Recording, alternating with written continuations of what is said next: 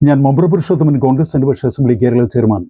Electrical എഞ്ചിനീയറിംഗിൽ ഉന്നത ബിരുദങ്ങളുള്ള ഒരുപാട് എഞ്ചിനീയർമാർ KCBയുടെ ഉന്നത തസ്തികയിൽ ഉയർന്ന ശമ്പളത്തിൽ ജോലി ചെയ്യുന്നുണ്ടെന്നാണ് ഞാൻ മനസ്സിലാക്കുന്നത്.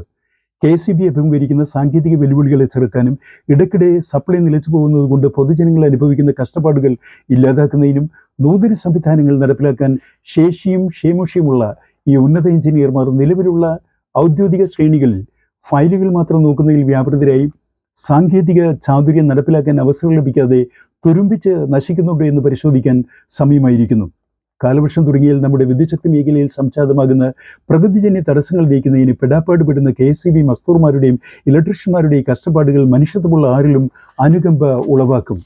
പാശ്ചാത്യ രാജ്യങ്ങൾ മാത്രമല്ല, നമ്മുടെ തൊട്ടടുത്തുള്ള ചൈനയിൽ പോലും വെളിച്ച വിപ്ലവത്തിൻ്റെ സാങ്കേതിക വിദ്യ സൃഷ്ടിച്ച നൂതന പരിഷ്കാരങ്ങൾ അവിടുത്തെ വ്യവസായത്തിലും ടൂറിസത്തിലും അത്ഭുതങ്ങൾ കാഴ്ചവെച്ചുകൊണ്ടിരിക്കുന്നു. മഴയുടെയും മരങ്ങളുടെയും ആധിക്യം കാരണം ബാഹ്യതലങ്ങളിലൂടെയുള്ള വൈദ്യുത വിതരണ കമ്പികൾ അനുദിനം നേരിടുന്ന അപകടാവസ്ഥ എങ്ങനെ ഒഴിവാക്കാം എന്നതായിരിക്കണം KCBയുടെ മുന്നിലുള്ള പരിഷ്കരണ അജണ്ടയിലെ ആദ്യ വിഷയം. ചെറുതും വലുതുമായ ടൗൺഷിപ്പുകൾ മുടങ്ങാതെ വൈദ്യുതി ലഭിക്കുന്നതിനുള്ള ഫ്രീ സോൺ സപ്ലൈ സിസ്റ്റം പരീക്ഷണാടിസ്ഥാനത്തിലെങ്കിലും തുടങ്ങാനുള്ള പ്രോജക്റ്റ് വർക്കുകൾക്ക് KCB മുൻഗണന നൽകേണ്ടതുണ്ട്.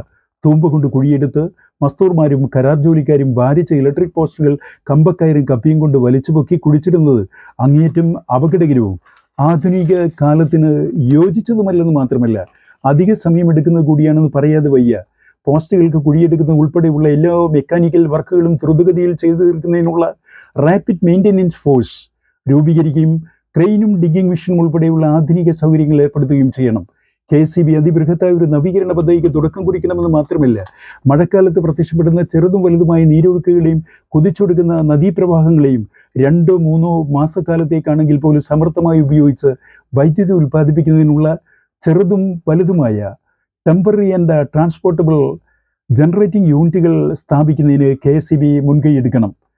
സംസ്ഥാന തലത്തിൽ ഇലക്ട്രിക്കൽ എഞ്ചിനീയറിംഗിൽ വിദ്യാർത്ഥികൾക്കിടയിൽ ഇന്നൊവേഷൻ കോൺടെസ്റ്റ് അടിസ്ഥാനത്തിൽ ഇക്കാര്യത്തിൽ പുതിയ തരം കണ്ടുപിടുത്തങ്ങൾക്ക് തുടക്കം കുറിക്കാൻ KCBയും സംസ്ഥാന ഗവൺമെൻറ്റും സംയുക്തമായി മുൻകൈയെടുക്കണമെന്ന് ഞാൻ അഭ്യർത്ഥിക്കുന്നു.